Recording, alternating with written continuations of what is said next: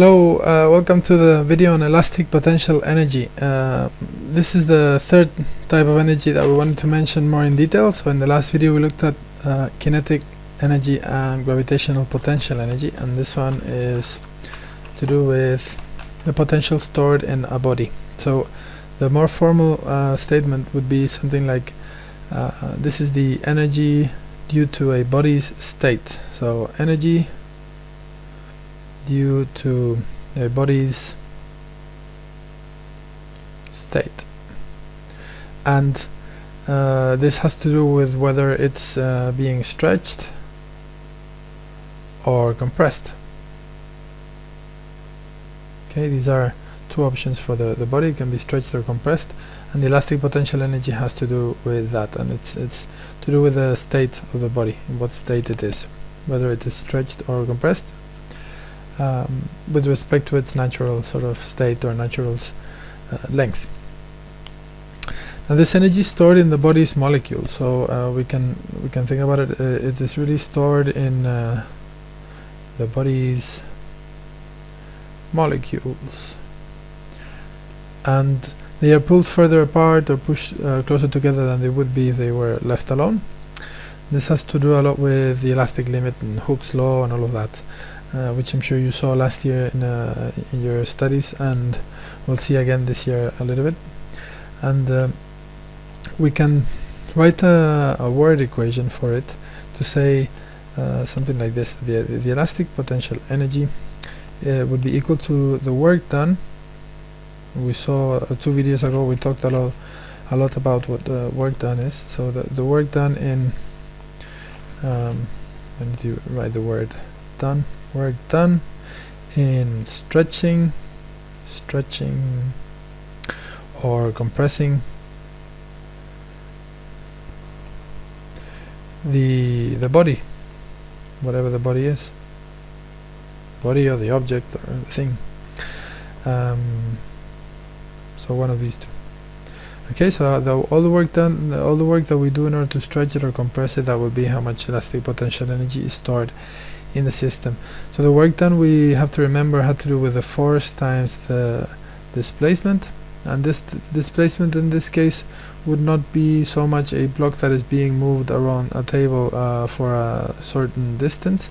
In this case it would be more like this is a piece of rubber that's this long, and somebody comes and stretches it and it becomes this long, and then if this is the natural length, that's the natural length, then this would be the natural length plus the displacement from its natural length, and this would be the natural length, the displacement, and the force that we need to do to put into this as we move this along here, that would be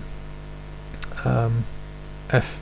The bigger the force, the bigger delta S will become. So we can really do a graph for that, and it will look something like that. We put in more force and we get a bigger displacement. We'll look at that in a bit. So this is a quick preview of the ideas under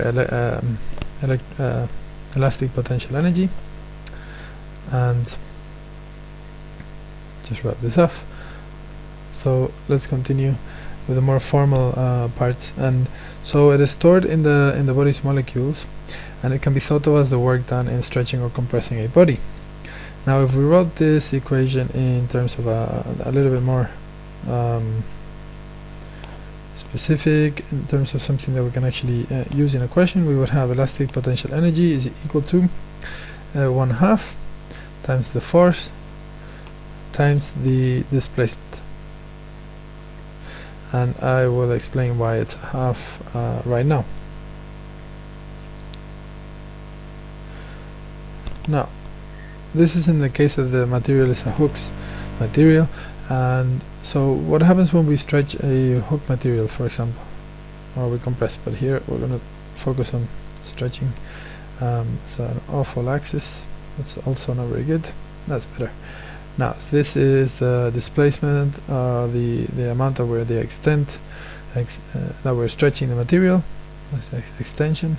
This is the force in newtons, and that would be in meters. If we apply a force on an object and we manage to extend it beyond its natural length, and this is a straight line showing that the more force we put, the more extension we obtain. Then, as I mentioned in the force video already, the area under this graph would represent the work done.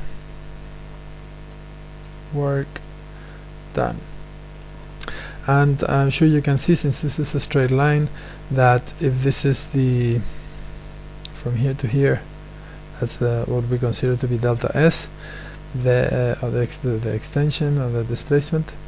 Then from here to here, that will be well, this, if we took the force to be here, the final force at which we are, right, then F times delta S would give us the area of this whole square, right? But we don't want the area of that whole square, so we've got to really divide it by 2. So if this here is F, then we got to do F times delta S divided by 2, and then we get the area under the graph. So that would give us the work done. I've already written it down there, so I don't have to write it again. So the work done is then the area of a force displacement graph. Area of a force displacement graph. And that work done will be exactly the same as the energy that we've put into the system. So the work done in extending or compressing a material will be the same as the energy put in, and therefore that will become elastic potential energy.